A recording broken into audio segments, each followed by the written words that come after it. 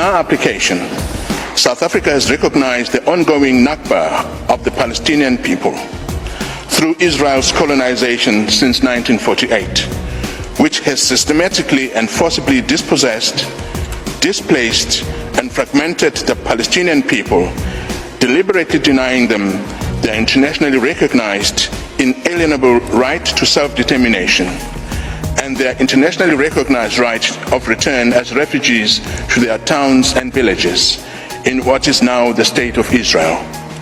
We are also particularly mindful of Israel's institutionalized regime of discriminatory laws, policies and practices designed and maintained to establish domination, subjecting the Palestinian people to apartheid on both sides of the Green Line.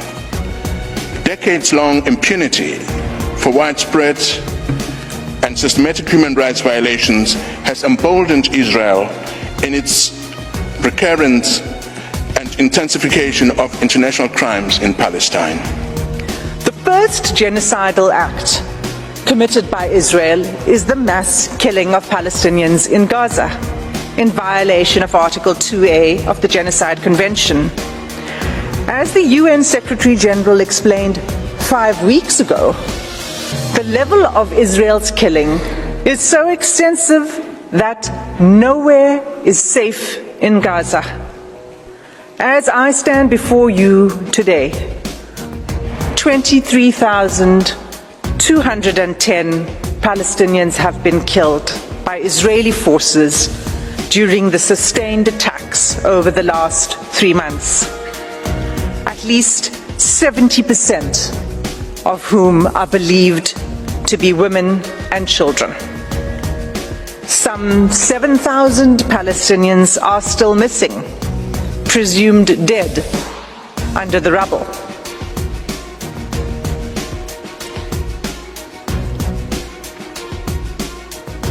Palestinians in Gaza are subjected to relentless bombing wherever they go.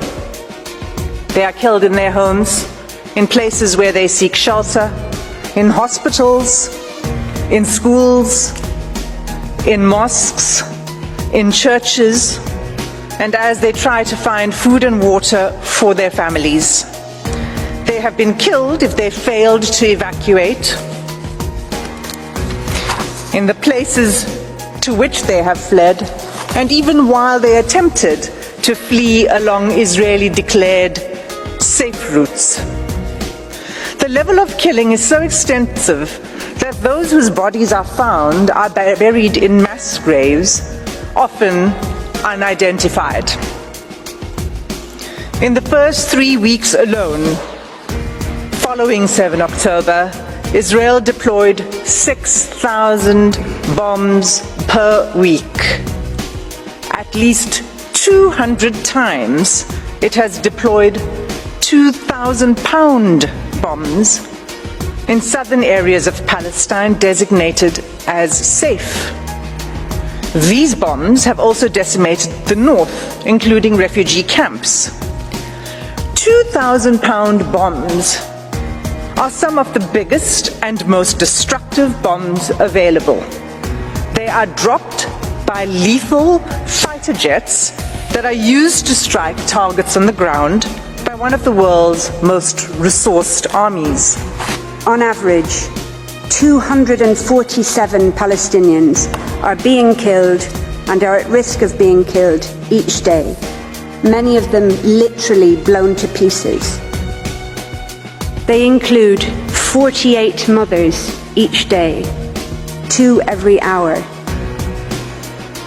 and over 117 children each day, leading UNICEF to call Israel's actions a war on children.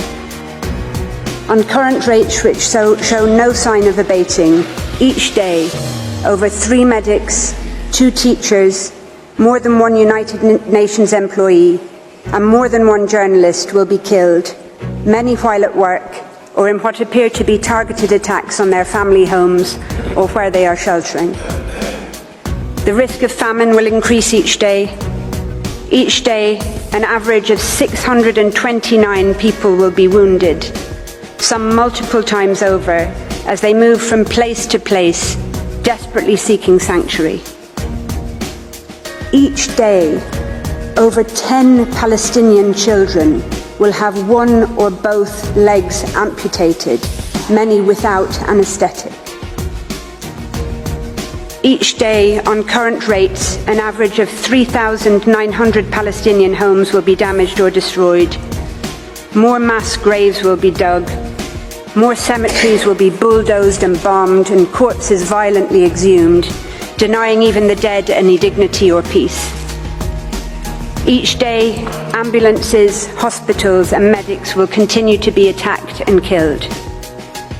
The first responders who have spent 3 months without international assistance, trying to dig families out of the rubble with their bare hands, will continue to be targeted.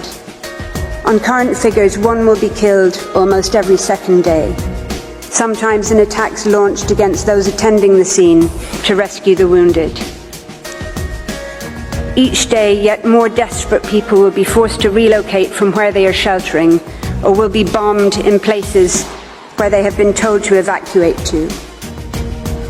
Entire multi-generational families will be obliterated, and yet more Palestinian children will become WCNSF, Wounded Child, No Surviving Family, the terrible new acronym born out of Israel's genocidal assault on the Palestinian population in Gaza.